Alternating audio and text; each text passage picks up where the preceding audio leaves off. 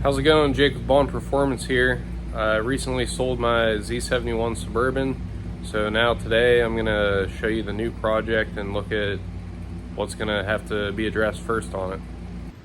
I've got a bunch of fabrication work to do today, but eventually I'm going to need argon, so I need to go over the new project to make sure it isn't going to try and kill me on the way to the weld shop.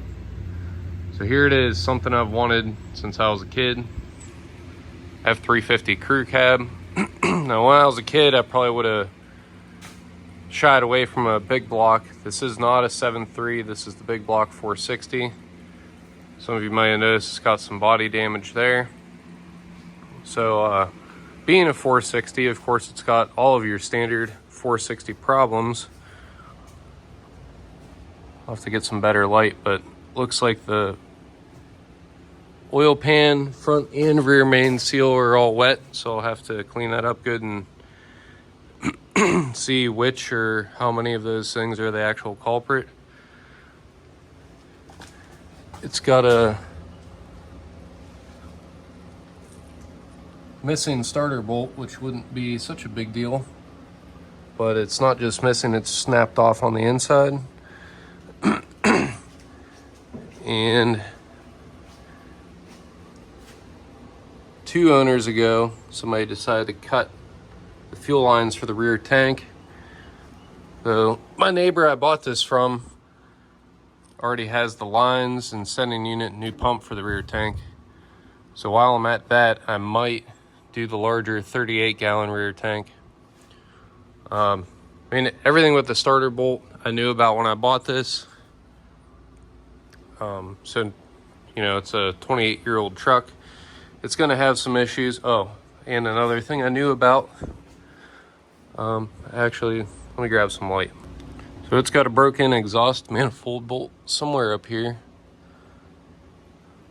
So being a fabricator, well, on the side anyway, aircraft mechanic, my real job, I'll probably end up building a pair of headers for this, and then the exhaust the rest of the way out. Swap this giant cat for a GESI, emissions compliant, modern day cat. And the steering's a little bit loose, a little bit looser than I was expecting. It also has an open diff. At some point I'd like to put a limited slip or a locker in there. But overall, I'm still happy with it. It's a cool old farm truck. For its age, outside of that dent, it's actually in really good shape, no rust. The rest of the body's in great shape, and I could put a picture after this. There's actually a spare bed, so I've got my choice between fixing this one or swapping the other one, which would probably involve paint. It's got just little touch-up stuff all around, but previous owner did headlights, speakers, steering parts in the front end. Owner before that did transmission refresh and brakes. So just gonna start crossing things off the list. It needs a headliner.